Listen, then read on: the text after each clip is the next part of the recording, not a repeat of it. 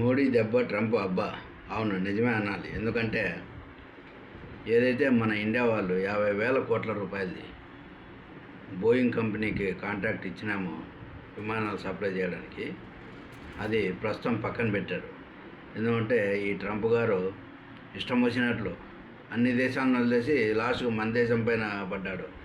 ఎందుకంటే మనం ఏదో ఆయిల్ కొంటున్నామంటే మన అవసరాల కోసం మనం కొంటున్నాం, అంతేగాని రష్యా అధ్యక్షుడు పుటిన్ అండ్ ఉక్రెయిన్ వాళ్ళు యుద్ధం ఆపుకుంటే మనమేం చేయగలుగుతాము?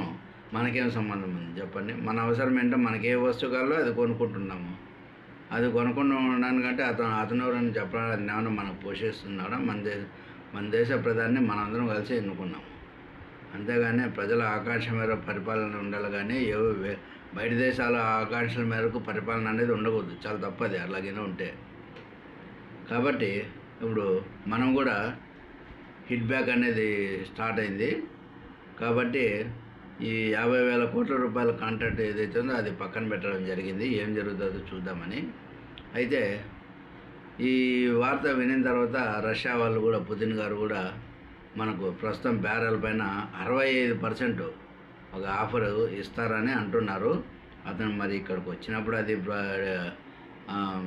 డిక్లేర్ చేస్తారా, లేకుంటే అక్కడి నుంచినే ఎక్స్టర్నల్ మినిస్టర్ ద్వారా కమ్యూనికేట్ చేస్తారా ఏంటి అనేది అది ఇంకా తేలాల్సినటువంటి అవసరం ఉంది. అయితే పక్కగా ఆఫర్ అయితే పక్క ఎంతో కొంత 65% లేకుండా ఇంకో 30%, ఇప్పుడు $60 ఏమో దొరుకుతుంది. లేకపోతే ఇంకా ఉంటే $40 ఇస్తారు. వాళ్ళకి విపరీతమైనటువంటి క్రూడ్ ఆయిల్. ఎందుకంటే రోజుకు వాళ్ళు 91 లక్షల బ్యారల్స్ ఉత్పత్తి చేస్తారంటే విపరీతమైనటువంటి ఆయిల్. కాబట్టి అట్లాంటి ఆయిల్లో డిస్కౌంట్ ఇచ్చినంత మాత్రాన వాళ్ళకి ఏ విధమైన ఫరక్ పడదు. ఇంకోటి ఏమంటే వాళ్ళ యొక్క బయర్ను, వాళ్ళు రష్యా యొక్క వస్తువును కొనేటువంటి బయర్ను ప్రొటెక్ట్ చేసుకున్నట్లు కూడా అవుతుంది. సమయం వచ్చినప్పుడు కాపాడాలని అంటారు చూడు, దీన్నే అనేది అనమాట.